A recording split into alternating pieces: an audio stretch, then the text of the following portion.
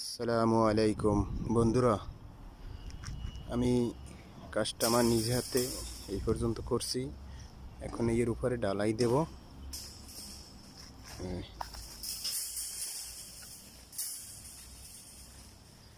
এইটা শিয়ারি ঘর, এটা শিয়ারি ঘর। এই শিয়ারির হাদিতে রাখছি। এই শিয়ারি ঘর, ওই হাম্মাম, এই রুম, এইটাও রুম। এই সামনে এইটা দেখতেছেন, এইটা পুরো খোলা, এইটা মজলিস। এখন এই জালি দিছি, এই পিঞ্জিরে দেওয়া হয়েছে। এখন ডালাই দেব। আজকে ডালাই হবে না, কালকে ডালাই দেব। পাম আসবে, পাম দিয়ে ডালাই দেব। 8 মিটার কংক্রিট লাগবে এই জায়গায়।